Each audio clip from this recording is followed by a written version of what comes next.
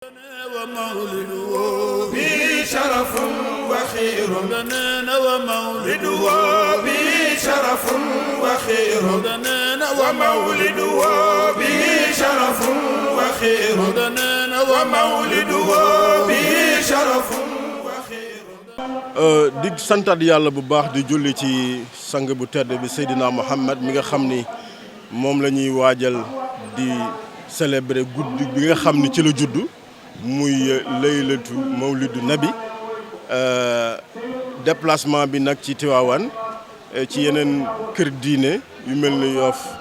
yu mel ni Ndiassane yu mel ni Thiénaba Kaolack ba ci Touba li ko waral rek mooy xam ni société entreprise organisation bu nekk booy liggéey da nga war a am yëg-yëg ci population bi ci nit ñi ni ñuy dundee donc instrument yi nga xam ni maanaam jumtukaay yi nga xam ni port bi moom la am mu jëm ci ay direction am mais surtout fondation bi dañoo yëg ni moment bi c'est un moment fort moment la ba nga xam ni dañoo war a mobiliser force yooyu li ñu am pour ñëw ci wetu kilifa yi jàppale leen ci bis bi mais ñëw ci côté population yi aussi muy ñi nga xam ne tey fu nekk la ñuy jógee di ñëw ci kër diine yi ñu xool naka lañ leen mën a jàppale ci wàllu woowu am na ay pack d'eau presque lu daanaka lu ëpp presque lu jege 10 000 pack indi nañ ko ci kër diine yi indi nañ fi ay dons en nature lu jëm ci riz lu jëm ci boisson lu jëm ci ndox lépp rek pour wane ni bis bi naam ci kër diine leen ko célébrer mais lépp luy Sénégal dañ ci war a dugal seen loxo yëg-yëg boobu la ñu am moo tax ñu mobiliser service su port autonome de Dakar yëpp en particulier la fondation du port autonome pour ñu ñëw ci wetu kilifa yi ci wetu population bi ànd ak ñoom ci bis bi ci bis yi nga xam ne bis yu màgg la mais mu nekk aussi ay bisu ñaan ndax lépp luñ ci def rek am nañu yaakaar ni xéewal lay jural société ak entreprise mais xéewal lay aussi lay jural Sénégal. waaw port autonome de Dakar dañoo fekk d'abord mu am taxawaay globalement ci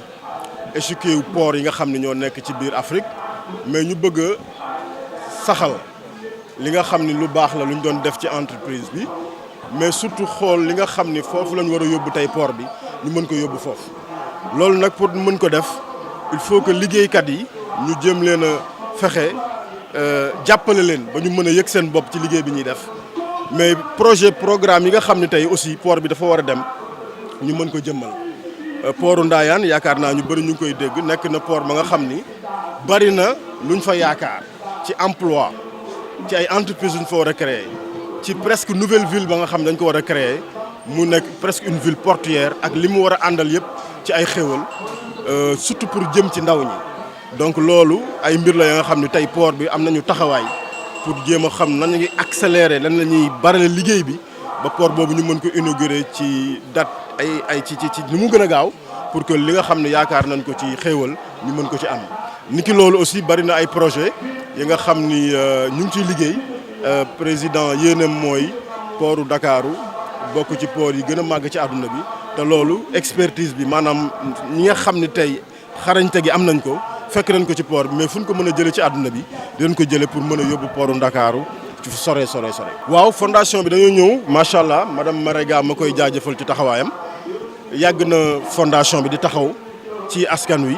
mais di taxaw aussi ci kër diine yi bi ñu ñëwee nag bokk ci kër diine yi danoo ni il faut ñu renforcer li nga xam ne fondation bi mi ngi ko doon def.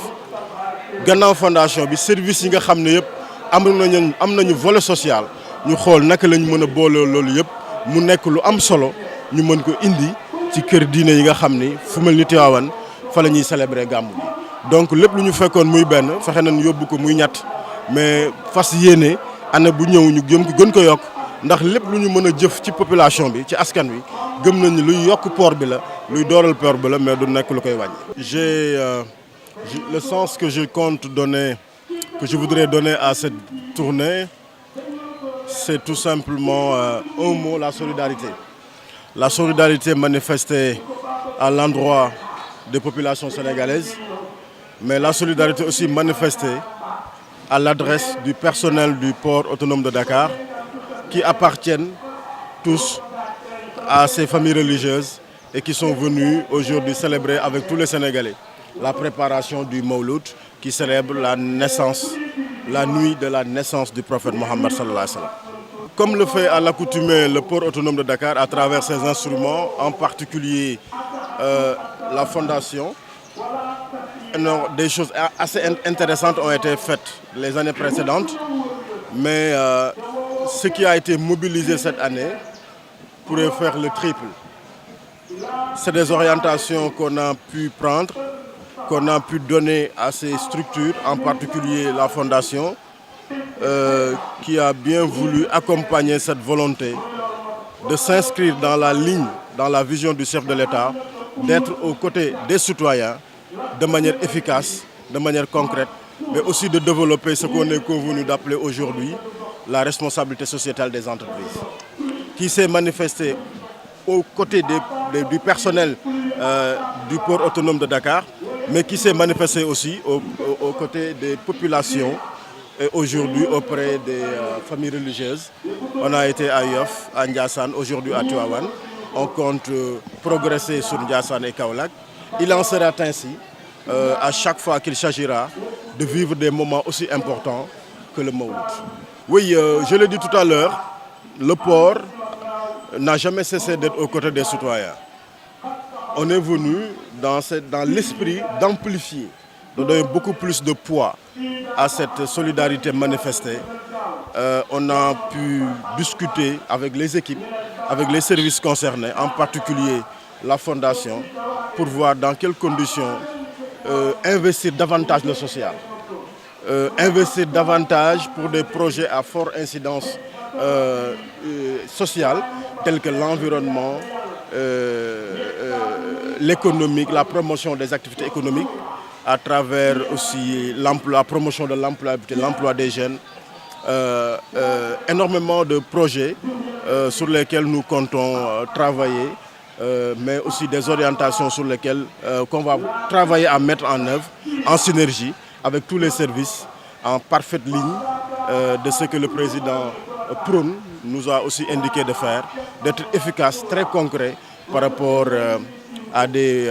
solutions, par rapport à une prise en charge très concrète des besoins des populations sénégalaises. Oui, le port de Dakar, je pense, se positionne comme étant l'une des infrastructures portuaires les plus importantes sur la façade maritime, sur la façade atlantique. Nous sommes venus consolider les acquis, on l'a dit, mais nous comptons surtout attaquer de grands projets majeurs, nouveaux, qui s'alignent à la vision Sénégal 2050. Nous comptons renforcer la position du Sénégal pour faire de ce port le premier port de l'Afrique de l'Ouest, le premier port du continent, pourquoi pas. Les personnes ressources sont là, l'expertise est là, la volonté est là. Les orientations sont claires du côté du chef de l'État. Nous allons travailler d'arrache-pied pour que justement ce port puisse s'aligner au rang des meilleurs ports du monde. Tout à fait. Ce que je viens de dire, cette modernisation de la gouvernance, cette modernisation des outils dans le cadre de l'exploitation des infrastructures, les orientations pour aller vers la promotion, la mise en œuvre de politiques qui vont renforcer et donner de la valeur au foncier, au patrimoine du port, tout cela constitue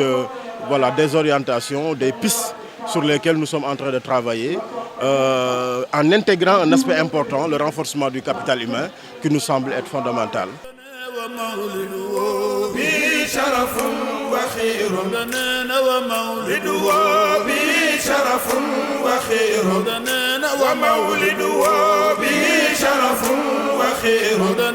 ومولده